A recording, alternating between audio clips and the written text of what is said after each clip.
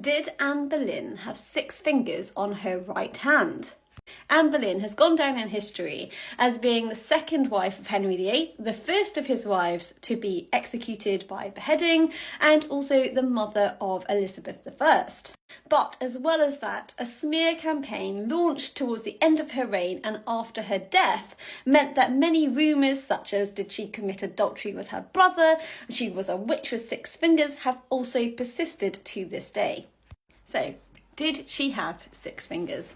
So let's start with this portrait. It's a copy of a 16th century portrait of Anne Boleyn, and we can see her hands below. And it doesn't look like there are any abnormalities. Of course, paintings can be flattering, they can flatter the sitter, and perhaps the original portraitist didn't want to emphasise that possible flaw that Anne had. But what is interesting is that during Anne's lifetime there were no mentions or even rumours about her having 6 fingers. This actually came after her death. The first reference to Anne Boleyn's alleged 6th finger came in 1571, long after she'd been executed. It popped up during the reign of Elizabeth I, her daughter, and it was put forward by a man called Nicholas Sander when he wrote this book called The Rise and Growth of Anglican Schism. And he was a very staunch Catholic, he was very anti-Elizabeth I, and obviously he was anti-Anne Boleyn. And this man clearly was trying to smear Anne Boleyn's reputation, and he went to great lengths to really make her out to be something quite hideous. He said this: Anne Boleyn was rather tall of stature, with black hair and an oval face, of sallow complexion as if troubled with jaundice. She had a projecting tooth under her upper lip, and on the right hand 6 fingers. There was a large wen, which is either a tumour or a wart, under her chin, and therefore to hide its ugliness, she wore high dress covering her throat. So this man, who was about 2 when Anne Boleyn died, claimed to have all of this knowledge about what she looked like, and my God, he paints her out to be like a witch.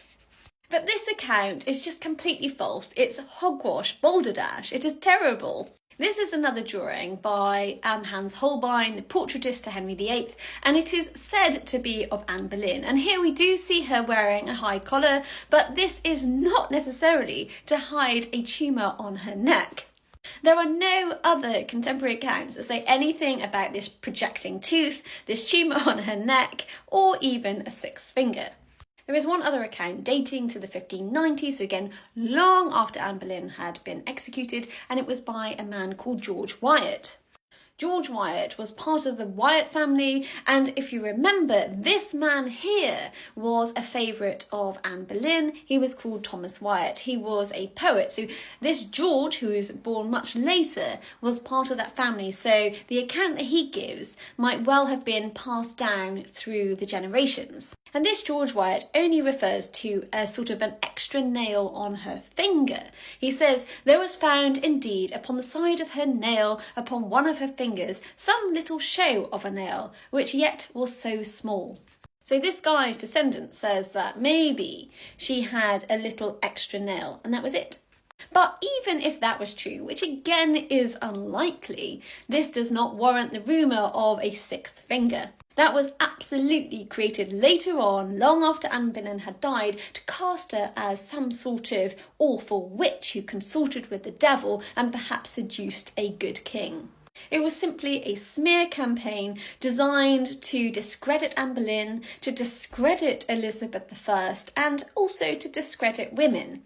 Because as we went into the 17th century, the suspicion around women being witches became very dangerous indeed, and many women lost their lives and were executed during that period.